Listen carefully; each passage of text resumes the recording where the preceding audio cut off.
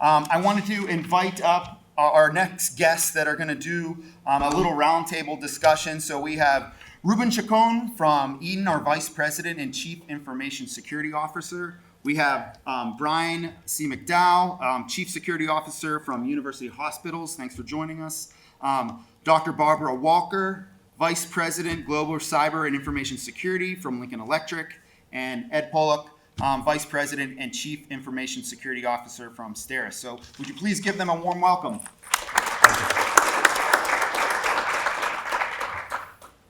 Thank you, everyone. It's a privilege to be here with many leaders from different organizations and industries sharing a common goal, and that's to learn a little bit more about cyber resiliency. In today's world, cybersecurity is no longer just a technical issue.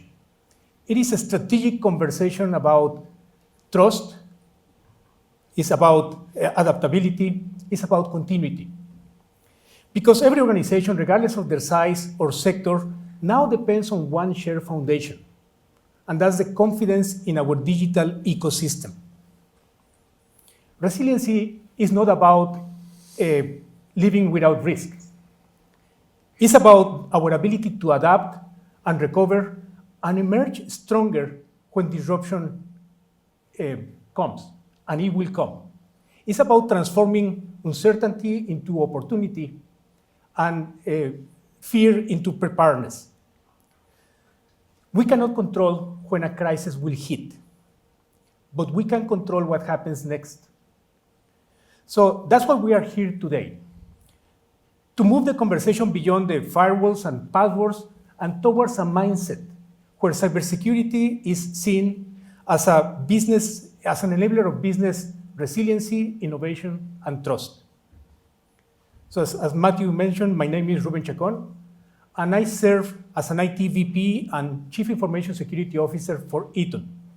I have the privilege to lead our cybersecurity strategy across more than 90,000 employees and hundreds of manufacturing locations around the world. But more importantly, I have seen firsthand that resiliency is not only built in networks and data centers. It really starts in the way that we lead, collaborate, and prepare together.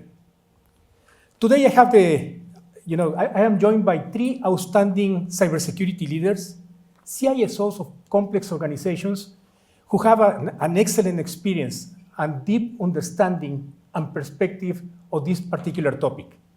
And even though you were introduced already, would you like to introduce yourselves and tell a little bit about your organization? Barb? Yeah, hi, my name is Barbara Walker, and I want to make sure that you all know it's Dr. Barb. Let's straighten that out first. So I'm the VP of Global Cyber and Information Security at the Lincoln Electric company. Many of you may be familiar with Lincoln, the global leader in welding products. You may have heard about Lincoln Electric. So we are also represented all around the globe. We have roughly 12,000 employees, and we have many different manufacturing facilities all around the globe. Ed Pollock, I'm the CISO over at STERIS. We're located in Mentor, Ohio, not too far from here. We're a medical device manufacturer and services company. We build a lot of stuff around sterilization, operating rooms, and also different services to service mainly hospitals, systems, but also pharmaceuticals. And we've got about 19,000 people around all over the world. Yeah, and I'm Brian McDowell, University Hospitals. You can't drive, we're one of the two major health systems in Northeast Ohio. You can't drive 5 minutes without tripping over either the clinic or us. So hopefully you've seen our signs and shields. My world's split into a couple of areas. Information security, of course, cybersecurity.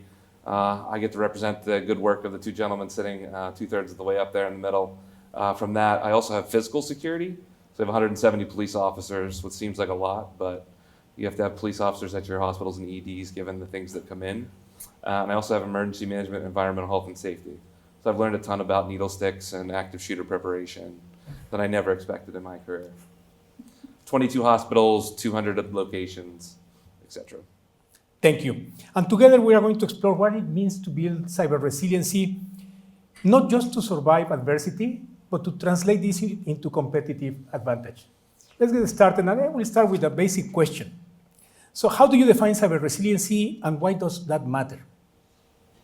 So let me start, and Ruben, you actually hit the nail on the head. So it's not just protection, but it's really all about how do you prepare, how do you respond, how do you recover if anything adverse or unplanned happens, and at the same time you continue operations. So it is really above and beyond the protection. It talks about the adaptability you mentioned, the strategic consideration, the continuity, because in the end, without that, we will not be able to fulfill the mission of our organizations. Yeah, bad things are going to happen, so you have to be able to minimize the impact and also recover quickly. And sort of like why it's important is it's your customers are expecting it.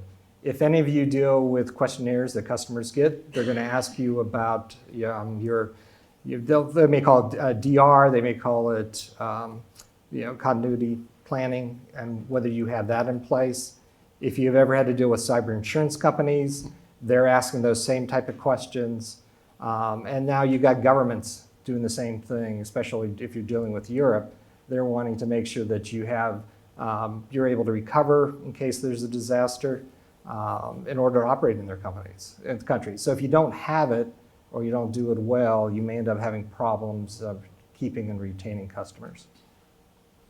Yeah, we echo your statements, both of you. Our strategy or our vision for the last 5-6 years has been, secure, vigilant, and resilient, right? So stop everything you can up front. That's not going to happen. Something will get through some way, shape, or form by end users or otherwise.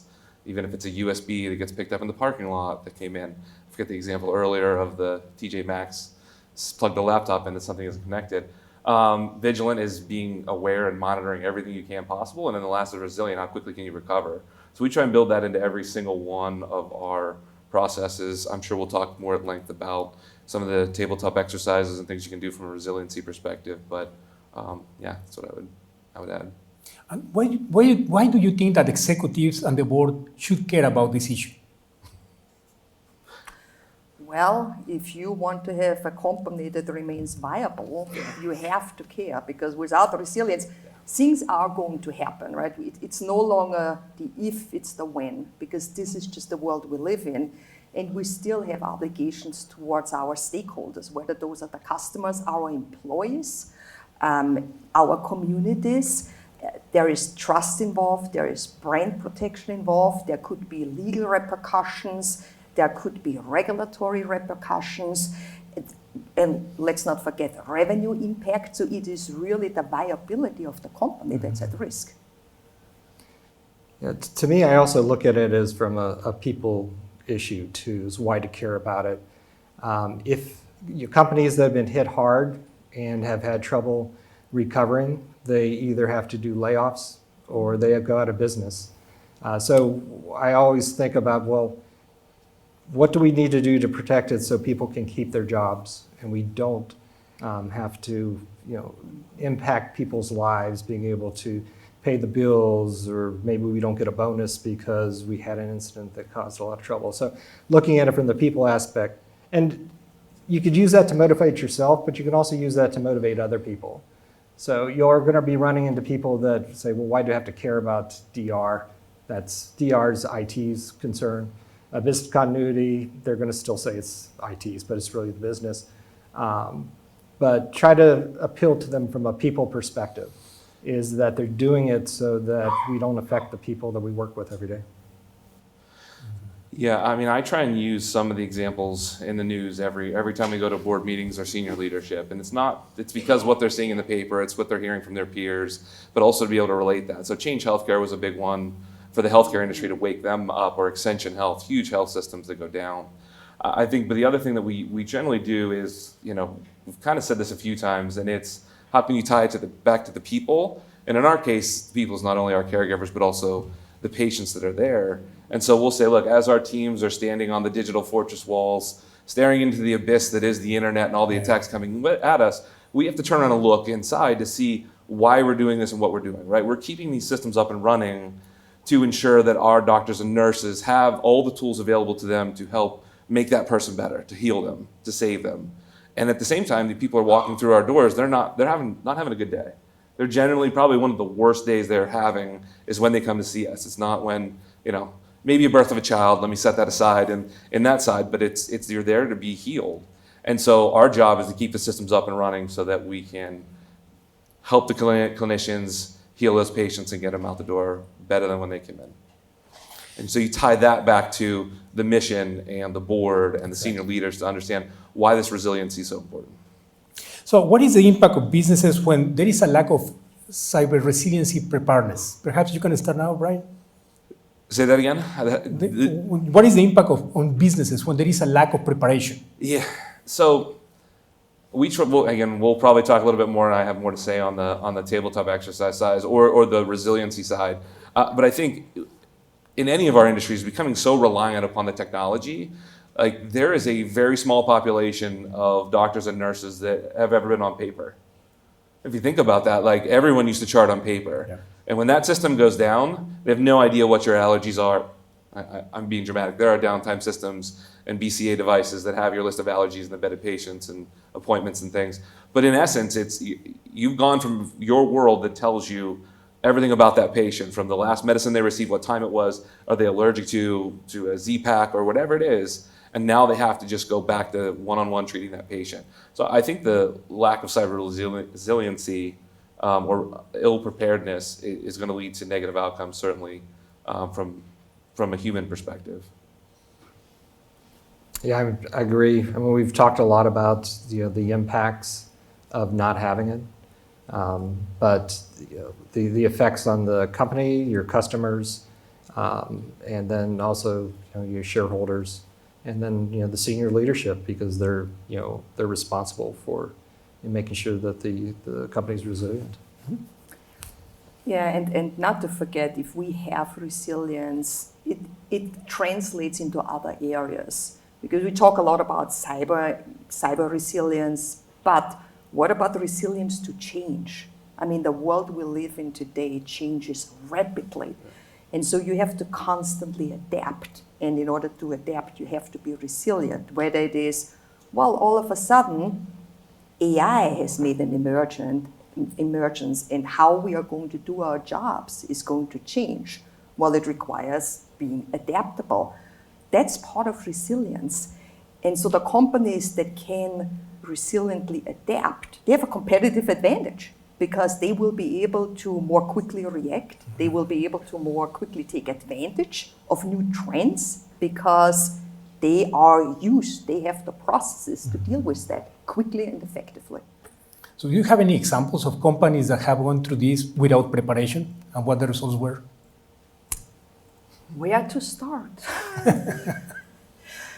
So I think one that has been widely publicized, and probably many of you have heard, is JLR in the UK. I think probably everybody has read about it. And I mean, you talked earlier about the people aspect. I mean, not only was JLR the company down, but there was a supply chain ripple effect. I have seen numbers of 5,000 suppliers being impacted, right? So much so that the UK government then stepped in, and there was conversation about employees having to be furloughed and so on and so forth. And so clearly, I think that was one incident where you could say maybe resilience wasn't there because the fallout was really tremendous. And the financial impact, again, if you believe the media, right? I mean, you're talking about multiple $1 billion of impact. Yeah. So when you prepare your organizations for cyber resiliency, what scenarios do you prepare for? Ed? So what we normally do is we do tabletop exercises at the executive level, and we try to pick something that's in the news. And there's a couple reasons to do that. So ransomware has been one that we've tackled a number of times in the past because that's what they see.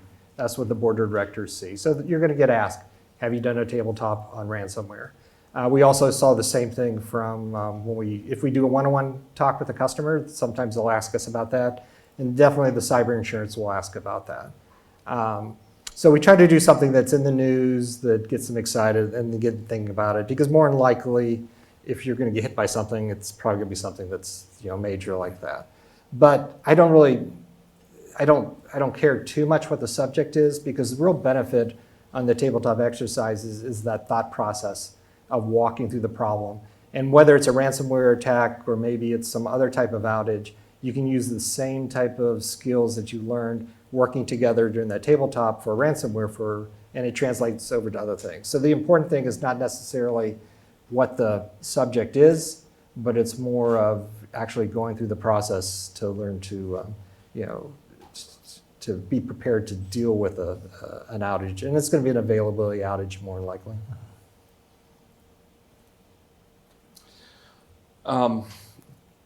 Definitely agree with Ed's comments. I think it's the exercise, and it's exercising that muscle as much as possible.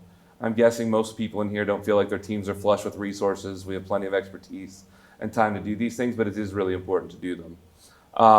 We're embarking on, it's called the Epic Honor Roll, which is our main application, and we were just on the phone yesterday about it. And we're splitting actually the tabletop exercise into two different functions. There'll be the technical side of it, which is IT, infrastructure, the Epic application team, our cybersecurity team, and we're going to walk through that exercise of what it looks like. When do we go down? When do we turn off from the internet? When do we do that technical aspect? And then our goal is to get to the point where it is the infrastructure believes they have its back and sound.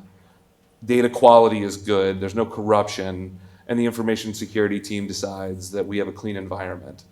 So at that point, we're going to stop this exercise, and that's when the next exercise begins with my director of emergency management. She's actually going to go next door to Ahuja, and they're going to simulate a downtime and shadow a patient through the entire process. Mm-hmm. That will be really impactful from an operations perspective. Whatever your operation is, try and shadow someone and say, okay, once this part of IT has said it's okay, what data needs to be backloaded in there on medications or on orders, or what needs to be brought up. So the infrastructure is up and running. You still have a 3, 4, 5 day lead time to backload all of that data, probably manually. And then at that point, we're doing that in parallel on that side, which is someone's backloading the data, making the decisions on what that is. And then the other one is, how is the day in the life of this patient or following this set of patients through these caregivers going to work while they're in that downtime, so we can extrapolate across. So we're bifurcating the tabletop exercises into two different categories. One particularly full operations, and the other one is the technical side. We're just starting that next week. And one of the areas we have looked at, where are we going into a new product segment? And so we can do a tabletop around that product segment. And we have found that very effective. And what I like about the tabletops is it is something where you can bring the various functions and businesses together. So it isn't just IT, it isn't just security, it isn't just legal and HR. You are also bringing in the business people that actually own, for example, the commercialization of that new product line. And oftentimes there are these aha moments, and then you can connect in things like phishing tests, and you can say, well, if you have a really high click rate, and think about maybe some of your developers that might have elevated rights. Now you put that together, you can see perhaps how actually that could be the starting point of an incident. And then you might find, well, maybe the existing playbooks that one have, it doesn't work. Maybe there is a custom playbook that actually has to be created for that particular product line. So it can really spawn a lot of good activity and thinking and aha moments. Now, when we do this, how do you measure readiness? In other words, how good looks like? Go ahead, Ed. I don't think I have a good answer for that. I never feel ready. Just honestly, I never feel ready. So one thing is you gotta have a plan, all right, and that plan can be good or can really suck, all right. But the way you make sure that it's good is that you force them to do a DR exercise, and they walk through and they take the system down, recover it, bring it back, and that's usually on a weekend. And it's likely that it may fail the first time, maybe even the second time on it. But what you do is you keep on repeating that until all the processes are down on paper, so somebody that may not be as familiar with it is able to bring the system back. Because you're going to run into something. More than likely, it's going to be that you didn't realize that there was a supporting system that needs to be part of that DR plan, so you have to add it. Because it's amazing. It's like something you didn't even think about can cause operations to go down. And of course, there are standard metrics, right, that you can measure: mean time to detect, mean time to contain, mean time to respond, mean time to restore backups, and so forth. You can have all of these metrics that they might have a place. You can do maturity models around certain domains. Hey, do you actually know how to do a risk assessment? Are you sort of mature at the very starting point? Are you defined? Are you optimized? So you can do some of this. There are actual standards for resilience. For example, the British standard 65,000. So you could do an assessment against the standard and measure where do you currently stand, and then after you fix gaps and so forth, you take another assessment. So there's a variety of ways that you can apply to measure, are you making progress on your maturity journey, and are you actually meaningfully reducing risk and increasing resilience? I think it's great to have some metrics, and I'm with you as well. I'm never happy with the situation. It always looks awful. We need to continue improving. Always have a bag packed so you can leave the country. That's what I say. No, I was just gonna say quickly, have the framework and the structure. We talked about it a lot, right? Every good battle plan survives until first contact with the enemy, and that's going to happen. So in our environment, we have what's called HICS, Hospital Incident Command Structure. And that actually, if you want to look at positives that came out of the pandemic, for us, God bless you, that was one of them, is we got really good at HICS. So we have an incident commander, we have that structure, we have the operation, we have the logistics team, we have planning, we have strategy, we have all of that defined, and we did it a ton for 2-3 years, right? So we have that structure, it's built, we keep it up to date. That is how I feel a little more comfortable, right? That is, we know what to do on the IT side, we'll set up our command centers and we'll go through our actions. The hospital incident command will stand up and handle that half of it. So I feel a little bit more comfortable that we've exercised that quite a bit, albeit 2.5 to 5 years ago, but it's still there. And to add to this, what is interesting, if there's an incident, rarely does it actually play out the way you have laid it out in a tabletop. Rarely. Actually, never.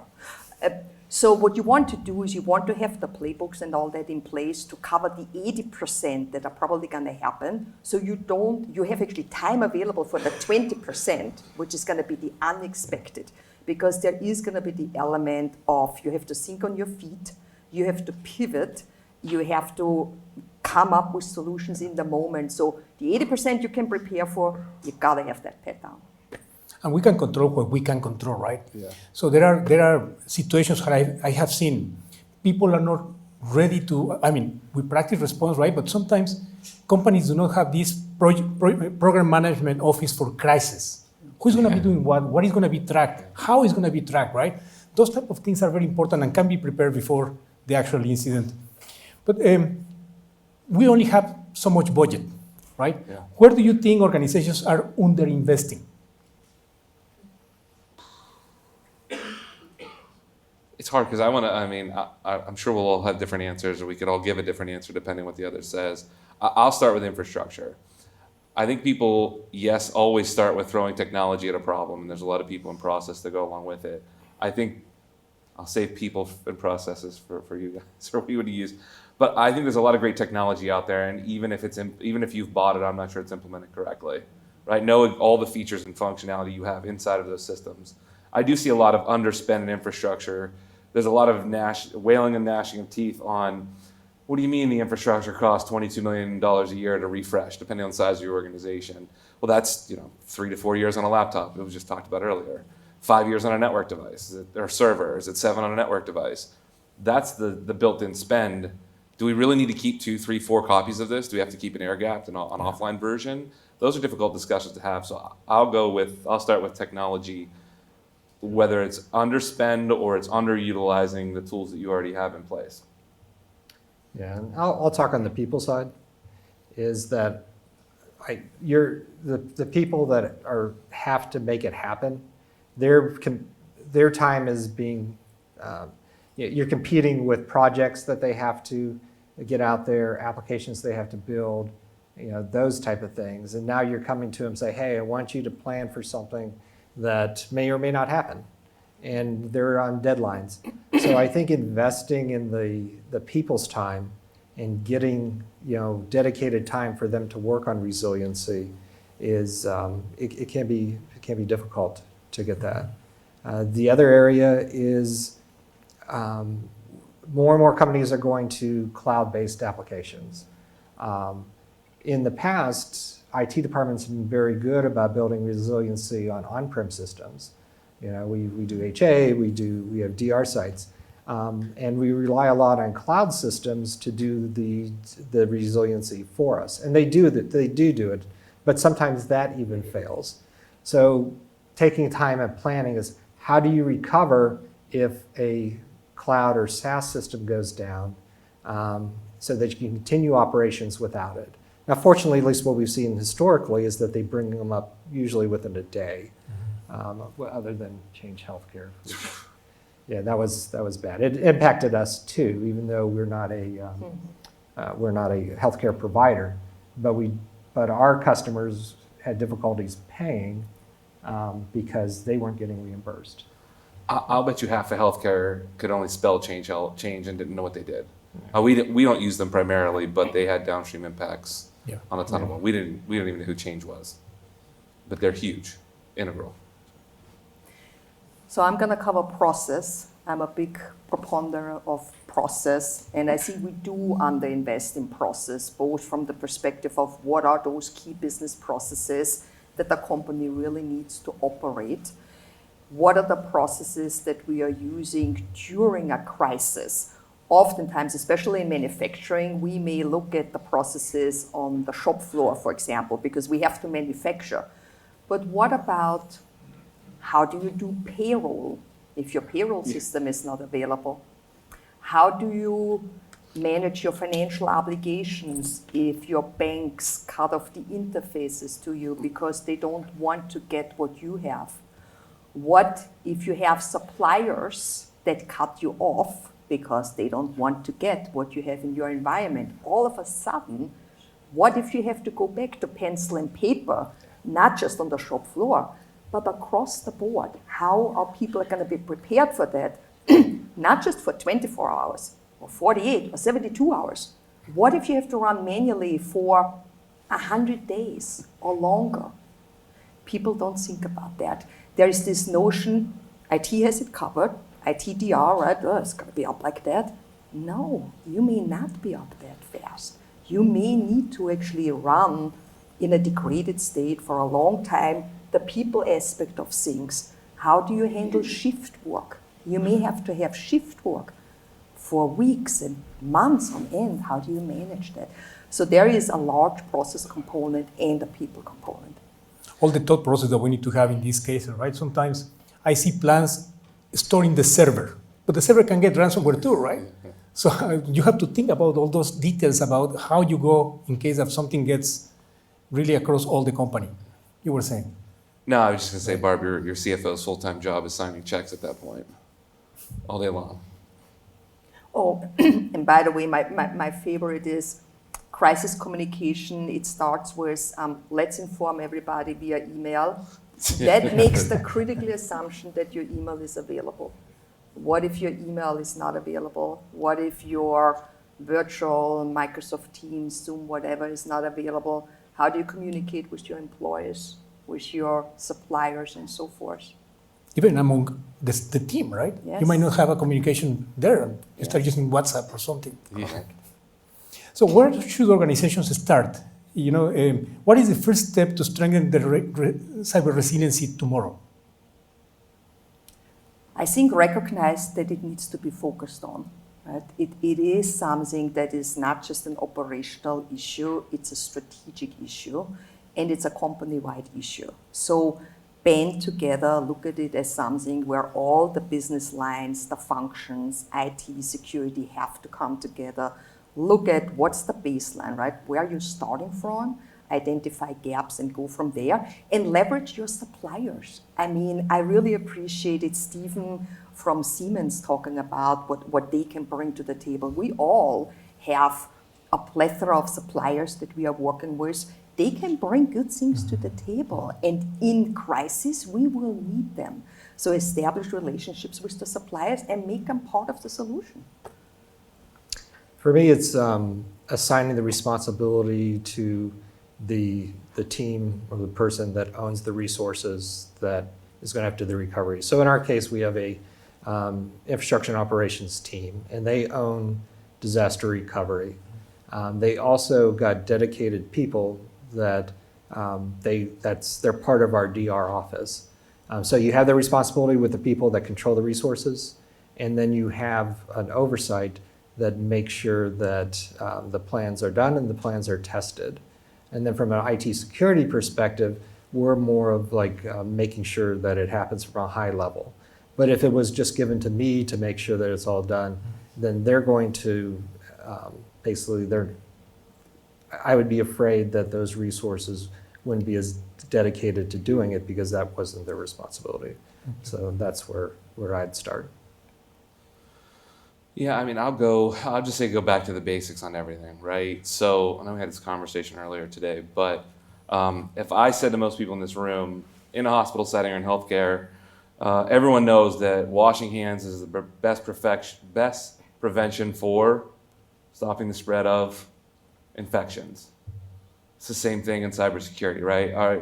Our boss, our CIO says, we used to say patching and encryption, now I'm going to add multi-factor authentication or the hand washing of information security, right? You need to do those things extremely well. And if you look at any of the breaches that have happened over the last how many years, it's the, well, of course, Equifax or Experian, who was it? They didn't patch something externally facing for 9 months.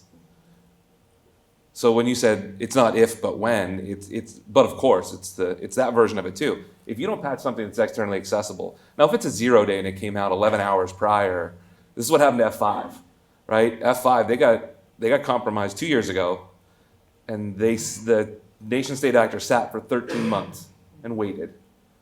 And the way they got compromised was a misconfiguration on an external server that had a patch that was released 11 hours prior. And they sat for 13 months and waited, and then they were in their environment for 9 months before something popped up. So I'm just trying to say those things are almost unpreventable, and that's why we have the resiliency aspect of it, to be able to detect it and recover. It's those other pieces of, if that's been out there, like meticulously patch. Have multi-factor authentication on everything you can to keep people from infiltrating and getting to that point and getting the foothold in. But on the resiliency side, just go to the basics of have the people, get someone empowered and people in place, make sure you have the infrastructure and that the backups are protected such that they don't get encrypted as well. I mean, honestly. Thank you. So how do you balance technology with culture and processes? We were discussing this just a few minutes ago. Technology does play an important role. I mean, we talked earlier, I think Stephen made the comment about backups. So you need technology to have multiple backups in multiple locations, obviously immutable, because if you don't have the backups, you're not going to be able to restore. So technology does play a role. Process, I talked earlier about process. It is important that people know what to do, how to do it, where to do it, how long to do it. You're not going to be able to do it without that. The cultural aspect, as in my mind, starts with resilience has to be looked at. It's everybody's job. It can't be, and I think, Ed, that goes to your point, IT will handle it or security will handle it. It is everybody's responsibility, because if there is a bad incident, everybody will be called upon.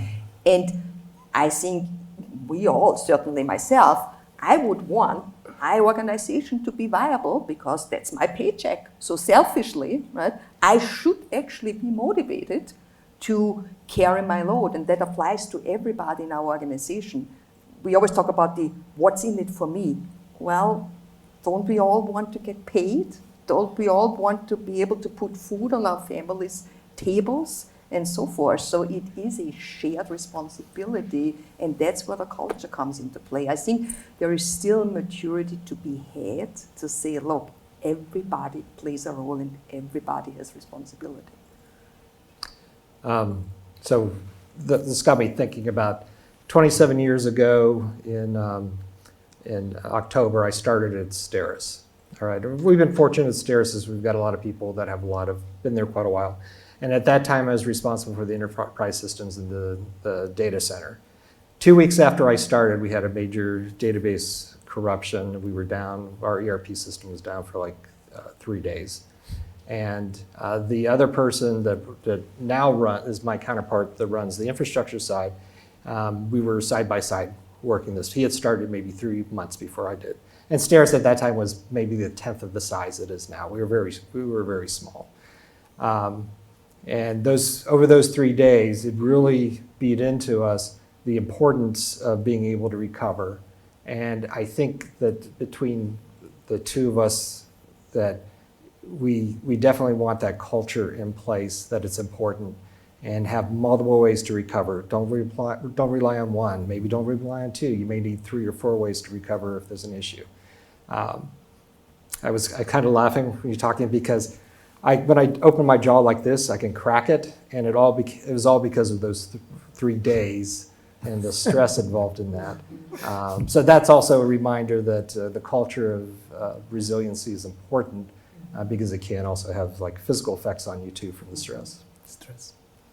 Yeah, I'll take the opposite approach and piggyback on what Barb said. I talked about technology earlier. I think it is just getting down to the basics of what is minimally necessary in order for you to run your business.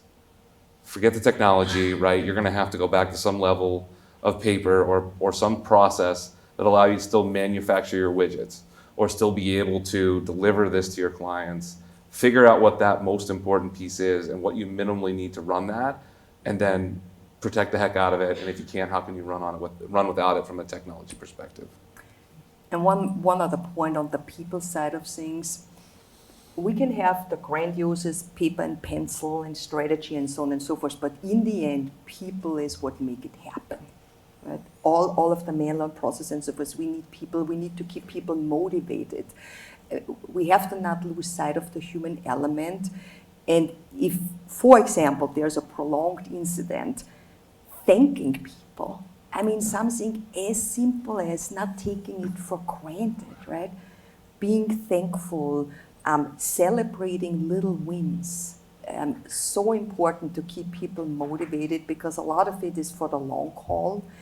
And people typically thrive, right? If there is recognition, if there are simple thank yous and all that, and that can go a long way to also pull people together and have them step up and take on responsibilities that maybe they typically don't do, but it's those things that you could consider are little things, but they can be huge things, and this is what people will remember.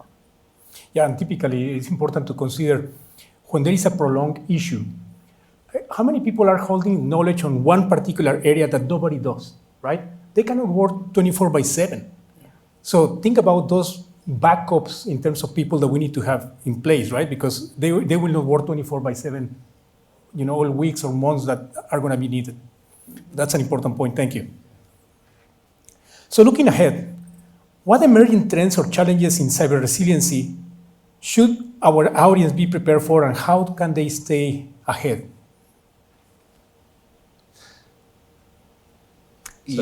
Go. Do you want to go? No, go ahead. That's Okay. fine.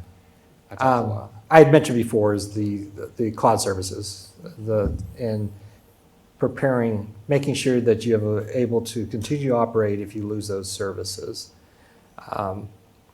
And you're probably going to have to modify some of your processes on how you onboard stuff. For example, like if it's a capital project, to request funds, you got to identify what your DR requirements, your recovery requirements are to get the project approved. Expense is different. It doesn't go through the capital approved process. So you got to look at, okay, now what do you need to do to modify and adapt that process to take into account, okay, do we need to have a recovery plan for this new service that we're bringing on? So I think after we've seen what happened with CrowdStrike, we've seen what happened. I think Zscaler had an issue. We just recently had AWS, had an issue. Planning, how can you operate until those services come back up? Yeah, I was just going to say, we probably can't get away without talking about artificial intelligence on a panel this day and age without being kicked off the circuit. It was an interesting conversation we had at the table. I think Dominic mentioned it, where the I don't know this for sure, we have to validate, but the AWS outage was likely caused by AI. Like almost an internal denial of service where AI was just chewing on itself. It just blew up the AWS data center and caused all sorts of catastrophic issues. So I think from a resiliency perspective, look at AI as a augment to automate and to support the smart individuals that work with you, right? From a looking forward perspective, resiliency or otherwise, how can AI augment the individuals that are on your teams, the strong performers on your teams, not replace them?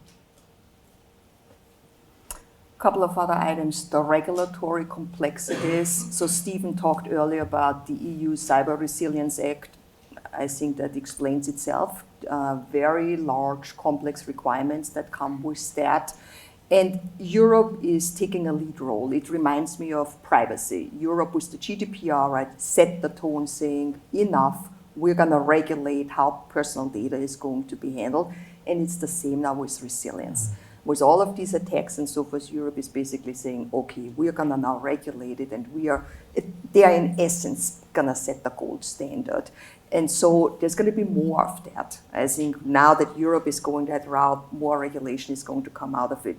You look at AI, the regulatory complexities around AI are tremendous, because every jurisdiction basically has its own set of requirements. They don't necessarily overlap. So how do you incorporate the regulatory compliance into your resilience program? It's getting more and more complicated. I know Michael talked earlier about looking for frameworks where you can have one common set of controls to make it a little easier. But the complexity is increasing. It has to be accounted for. Quantum computing, post-quantum computing, this is certainly something people talk about. Well, it's 10 years out, maybe, maybe not.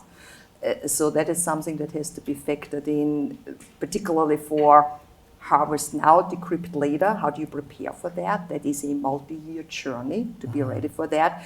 And then I throw one out that people don't typically talk about, climate change. So you talk about, there was a lot of conversation on energy.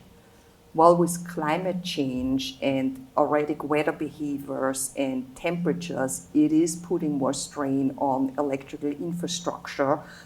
What does that mean from a resilience perspective? If you couple that with threat actors absolutely targeting critical infrastructure, so you have the perfect storm where the electrical grid might be overloaded, and to a degree is overloaded because of temperature and so forth. You have the threat actor going on top of it. It is the perfect storm. How do you incorporate that into resilience? Thank you. Thank you. I appreciate very much your responses. And we have a couple more minutes. Perhaps somebody has a question here. Thank you.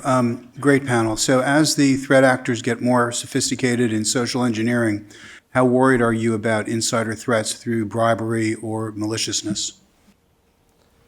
Yeah, I think we're seeing it today. Very, very worried. I'm sure you've seen it, right? The North Koreans are actually working for you, and they've got, they work at 20 different companies, and the paychecks are going back to create GDP for North Korean regime. It's happening today. I mean, we had to train our recruiters, or we're working on training our recruiters to look for these types of things. There's tools out there that say, so I'm extremely worried about it. It's kind of here. It's been here, but it's worse.